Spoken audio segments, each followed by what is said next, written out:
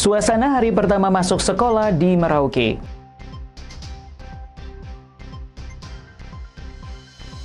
Delapan anggota KKB pelaku penyerangan guru dan nakes ditangkap. Kabur dari tahanan Polres, buronan akhirnya ditangkap.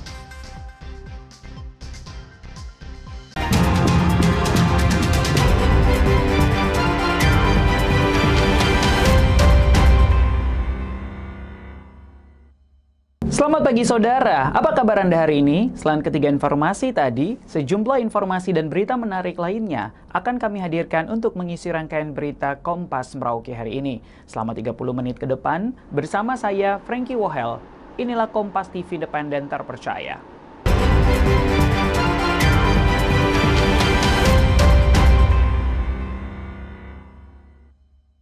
Saudara, kita awali berita pertama. Curah hujan yang tinggi dalam beberapa pekan terakhir berdampak pada pasokan ikan di Pasar Wamanggu, Merauke. Hal ini juga mengakibatkan harga ikan di Pasar Wamanggu naik. Kondisi cuaca buruk membuat sebagian nelayan di Merauke tidak melaut, yang mengakibatkan harga ikan di pasaran masih dijual dengan harga yang tinggi. Meski pasokan ikan mulai masuk, harga belum menunjukkan penurunan dan tetap stabil di level mahal. Pedagang ikan Cana mengatakan saat ini harga ikan masih sekitar Rp35.000 per ikat, sementara harga yang diberikan dari nelayan seharga Rp27.000 per ikat. Harganya masih sama. Karena jalannya rusak atau bayarnya besar. Kalau dari atas harga tali. Hal ini juga dirasakan pembeli. Asnia Rumah Batu mengaku sampai saat ini harga ikan masih terasa mahal dan tidak seperti biasanya. Ia juga mengatakan biasanya harga ikan hanya Rp25.000 per kilogram, namun sekarang menjadi Rp35.000 per kilogram. Mahal juga sih, biasanya itu 25 satu sekilo, kalau yang agak kecil ini sekarang 35 satu kilo. Baik pedagang atau pembeli berharap agar cuaca dapat segera membaik, sehingga harga ikan dapat kembali normal lagi.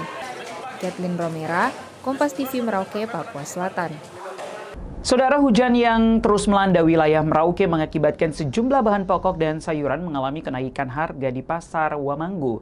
Salah satu bahan pokok yang naik adalah bawang merah yang mencapai Rp80.000 per kilogram. Kenaikan harga sejumlah bahan pokok dan sayuran di Pasar Wamanggu dipicu oleh curah hujan yang terus mengguyur wilayah Merauke. Paina, pedagang di Pasar Wamanggu mengatakan sebelum hujan harga bawang merah cuma Rp60.000 per kilogram, namun sekarang menjadi Rp80.000 per kilogram. Begitu juga dengan cabai yang awalnya hanya Rp100.000 per kilogram, saat ini menjadi Rp130.000 per kilogram. Belum hujan, bawang merah itu cuma 60, sekarang 80. Terus cabai kemarin cuma 100, sekarang 130. Tidak hanya bawang merah dan cabai saja yang mengalami kenaikan harga, sayur-sayuran pun terkena dampak dari curah hujan yang tinggi. Salah satu pedagang sayur Nur membenarkan hal itu. Sayuran yang mengalami kenaikan harga diantaranya sawi, kangkung, dan bayam. Rata-rata sayuran naik dari Rp2.000 hingga Rp5.000 per ikat. Sawi Rp8.000, kangkung Rp3.10, bayam Rp7.000. Sementara itu, kenaikan harga ini belum bisa dipastikan kapan akan normal kembali, sebab intensitas hujan di wilayah Merauke masih terus tinggi. Kathleen Romera, Kompas TV Merauke, Papua Selatan. Sorotan lainnya saudara, tahun ajaran baru 2025-2026 resmi dimulai dan suasana semarak terlihat di sejumlah sekolah di Kabupaten Merauke. Masa pengenalan lingkungan sekolah atau MPLS dimulai di seluruh jenjang pendidikan di Kabupaten Merauke, mulai dari SD hingga SMA. Di SMP Negeri 2 Merauke, para siswa baru tampak berbaris rapi di halaman sekolah sejak pagi. Mereka mengikuti upacara pembukaan MPLS yang dipimpin langsung oleh kepala sekolah. Salah satu orang tua murid, Susi, mengatakan sangat bahagia anaknya dapat masuk ke sekolah favorit dan merasa beruntung karena jarak sekolah yang dekat dengan rumahnya. Alhamdulillah bisa masuk di SMP 2 karena ya mungkin bilangnya ya mengambil bidang studi yang di sini kan sekolah favorit begitu. Yang kedua ya rumah lebih dekat, jadi tidak perlu antar jemput. Hal yang sama juga dilakukan di SMA Negeri 3 Merauke dalam menyambut tahun ajaran baru. Setelah upacara, para siswa menyiapkan diri untuk mengikuti seluruh kegiatan MPLS di aula.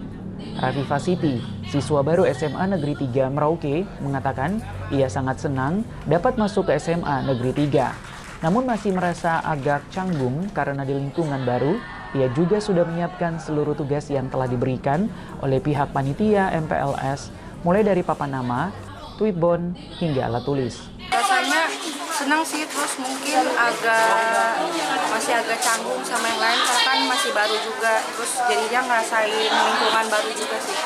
Kalau yang disiapin sih kayak yang disuruh kakak-kakaknya disuruh buat ID card kayak gini, terus gambarin flora fauna dari kelompoknya kita. Kemudian saya dari Kalimantan, jadi gambar hewan-hewan endemik yang ada di Kalimantan sih. Terus buat tweetbon sama paling nyiapin kayak alat tulis kayak gitu. Kegiatan MPLS bertujuan membantu siswa baru beradaptasi dengan lingkungan sekolah, mengenal guru, teman-teman baru, serta tata tertib dan budaya belajar di sekolah. Mulai kegiatan MPLS, baik siswa baru atau pihak sekolah dapat saling membangun hubungan yang lebih baik ke depannya. Kathleen Romera, Kompas TV Merauke, Papua Selatan. 8 anggota KKB pelaku penyerangan guru dan nakes ditangkap. Selengkapnya usai jeda berikut ini.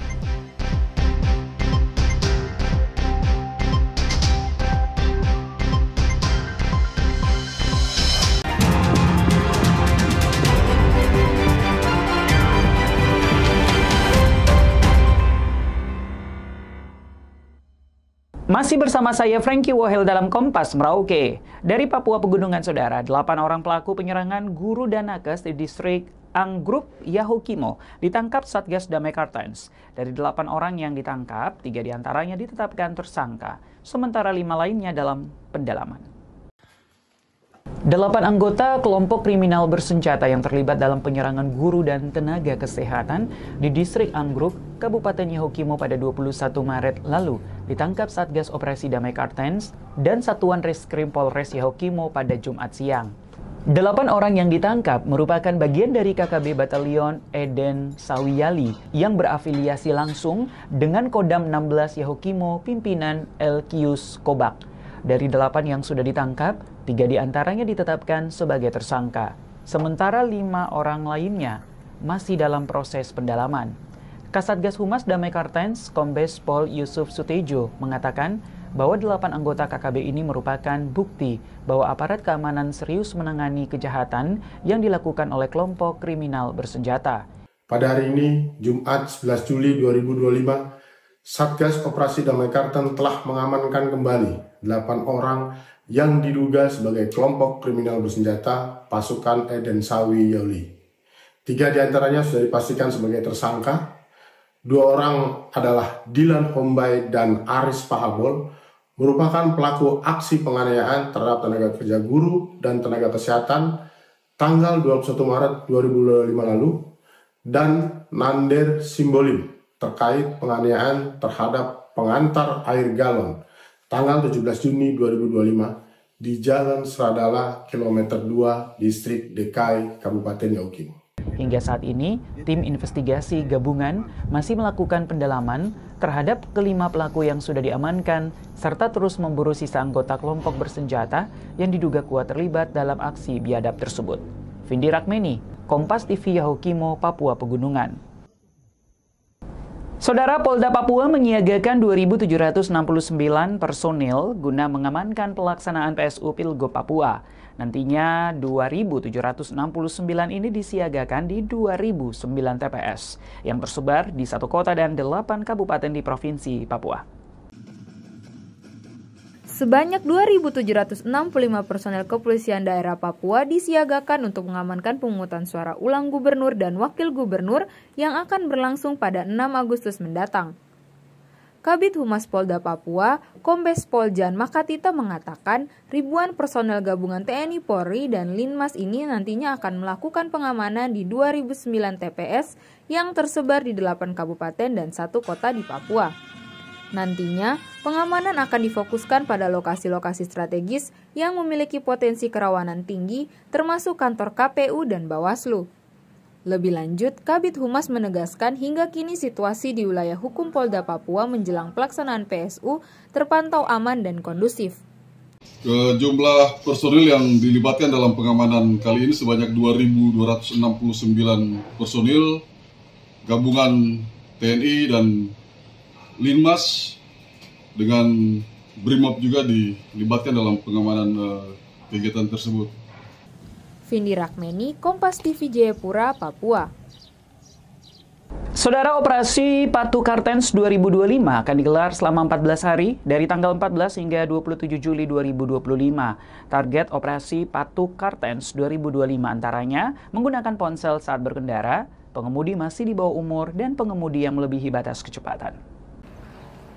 Apel gelar pasukan menandai dimulainya operasi Patu Kartens 2025 di wilayah hukum Polres Merauke. Kegiatan apel dalam rangka memeriksa kesiapan dan membekali para personil yang terlibat dalam kegiatan operasi Patu Kartens 2025 yang diselenggarakan mulai dari tanggal 14 Juli sampai 27 Juli 2025. Adapun target operasi Patu Kartens 2025 yakni pengemudi yang menggunakan ponsel saat berkendara, pengemudi yang masih di bawah umur, dan pengemudi yang melebihi batas kecepatan. Selain itu, pengemudi yang tidak menggunakan helm SNI dan sabuk pengaman, berboncengan lebih dari 1 orang, pengemudi dalam pengaruh minuman beralkohol, serta melawan arah juga menjadi target operasi. Data Laka Lantas menunjukkan bahwa di bulan Juni dan Juli telah ada korban meninggal dunia sebanyak 11 orang yang terjadi karena kejadian laka lantas. Ini belum termasuk dengan korban luka ringan, luka berat, dan kerugian material. Syarif Jimar, Kompas TV Merauke, Papua Selatan. Didampingi TNI Polri, anak perbatasan RI PNJ lolos jadi TNI. Selengkapnya usai jeda berikut ini.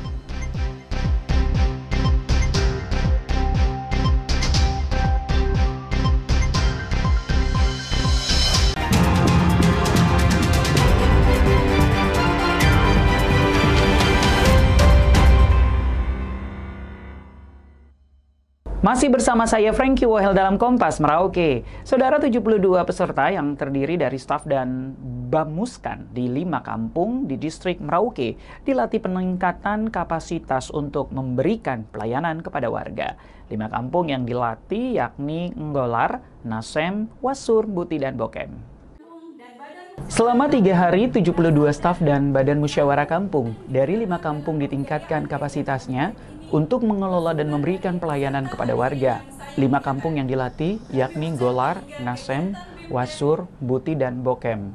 Tak hanya memberikan pelayanan saja, mereka juga dilatih untuk mengelola keuangan kampung. Tujuannya adalah meningkatkan kapasitas dan bagaimana melakukan pelayanan masyarakat yang baik di kampung, pengelolaan keuangan, dan juga semua hal terkait dengan pengelolaan dana kampung. Sementara Bupati Merauke menyebut, evaluasi dan penyempurnaan dalam penyelenggaraan pemerintah kampung perlu terus dilakukan. Para staf dan Bamuskam diharapkan lebih fokus menyerap materi yang disampaikan sehingga dapat diaplikasikan dalam bentuk pelayanan di kampung. Dalam pelaksanaan tugas-tugas pada para kampung, aparat kampung dalam melayani masyarakat dari waktu ke waktu setelah dievaluasi hari berganti hari, dari tahun berganti tahun, ada hal-hal yang memang banyak harus diperbaiki. Syarif Jimar, Kompas TV Merauke, Papua Selatan. Sorotan lainnya, saudara, seorang anak Papua di perbatasan Republik Indonesia dengan Papua New Guinea berhasil menggapai cita-citanya untuk menjadi seorang prajurit TNI. Hal tersebut tak lepas dari dukungan seorang anggota Binmas Polri dan Komandan Kodim 1707 Merauke yang membimbingnya sebelum menjadi prajurit. Christopher Dimar, seorang pemuda asal kampung Rawabiru, Distrik Sota, Kabupaten Merauke, berhasil lolos menjadi prajurit TNI. Jalan meraih impiannya diawali dengan pertemuan tidak sengaja saat keduanya memancing bersama teman-temannya di Rawabiru. Obrolan Alexander Rumangun dan Christopher Dimar menjadi intens. mulai dari cerita kehidupan pribadinya yang telah ditinggal ibunya karena meninggal dunia dan cita-citanya menjadi prajurit TNI sejak kecil, namun sudah 4 kali gagal. Mendengar cerita Christopher, Alexander Rumangun pun merasa iba. Dengan rasa tulus, Alex membantu dan membagikan cerita Christopher melalui akun media sosial TikTok-nya dan mendapat respon baik dari masyarakat sekitar. Yang ada gini dia mendapat masa depan yang baik, kita mengangkat dia. Dan saya yakin bahwa siapapun yang mendukung dia pasti suatu saat ya dia juga dapat berkat dari orang lain lagi. Jadi itu rasa syukur. Pokoknya saya bersyukur, senang yang tidak bisa saya ungkap. Ya air mata tidak perlu saya kasih keluar karena itu saya pribadi, jadi saya senang. Mendengar cerita tersebut, Komandan Distrik Militer atau Dandim Kodim 1707 Merauke, Letnan Kolonel Infantri Joni Nofriadi tergerak untuk membantu Christopher. Setelah mendapat persetujuan dari ayah Christopher, Letkol Joni membawa Christopher untuk diasuh dan tinggal bersama di rumah Dandim 1707 Merauke. Christopher juga dibina dan dilatih sebelum masuk TNI Angkatan Darat, mulai dari segi fisik dan psikologi. Saya minta izin sama orang tuanya kalau boleh saya bawa ke kota. Ya, tujuannya untuk biar dia bisa berlatih, bisa belajar, bisa mendapat informasi, bisa lebih dekat di kota. Jadi lebih fokus kalau kita bilangnya untuk pelaksanaan pembinaan atau persiapan untuk melaksanakan tes untuk masuk Bintara TNI Angkatan Darat. Alex dan Letkol Infantri Joni Nofriadi turut berbahagia dan bersyukur atas lolosnya Christopher menjadi seorang TNI Angkatan Darat Indonesia. Kathleen Romera, Kompas TV Merauke, Papua Selatan. Saudara buron curanmor akhirnya ditangkap di Sentani setelah kabur sejak Desember 2024. Pelaku pencurian kendaraan bermotor atau curanmor yang sempat kabur dari rutan Polres Merauke pada tanggal 31 Desember 2024 berhasil ditangkap di Sentani, Kabupaten Jayapura. Setelah 7 bulan masuk dalam pencarian orang atau DPO, seorang pelaku curanmor berinisial HW alias Hawal akhirnya ditangkap oleh Polres Jayapura saat sedang menonton festival budaya. Penangkapan dilakukan di Sentani, Kabupaten Jayapura pada 10 Juli lalu. Pelaku merupakan buronan ketiga yang ditangkap dari 6 orang tahanan yang kabur dari rutan Polres Merauke pada tanggal 31 Desember 2024. Kapolres Merauke AKBP Leonardo Yoga menjelaskan pelaku telah mencuri 2 unit sepeda motor dan melarikan diri ke Jayapura melalui distrik Jagebob.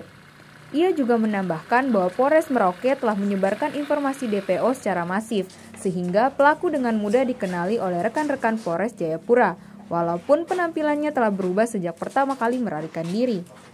Hawal ini melarikan diri kenapa bisa sampai ke Sentani ya, Kabupaten Jayapura. Jadi yang bersangkutan ini ke Bovendigul lebih dulu, ya. Kemudian naik ke pesawat ke Jayapura, Sentani. Nah, memang dari awal kita sudah menyebarkan DPO secara masif, rekan-rekan di Polres Jayapura, kemudian melihatnya, ya meskipun dengan tampilan yang sudah berbeda dengan pada saat dia pertama melarikan diri. Kini pelaku ditahan di rutan Polres Merauke untuk diproses hukum lebih lanjut dan dijerat dengan pasal 363 ayat 2 tentang pencurian dan pemberatan dengan ancaman hukuman hingga 7 tahun penjara. Polisi juga terus memburu 3 buronan lainnya yang masih kabur. Kathleen Romera, Kompas TV Merauke, Papua Selatan. Dan saudara, informasi tadi sekaligus menutup perjumpaan kita dalam Kompas Merauke edisi hari ini. Saya Frankie Wohel, mewakili tim kerabat kerja yang bertugas, menyampaikan terima kasih atas perhatian Anda. Saksikan terus Kompas TV, independen, terpercaya. Sampai jumpa.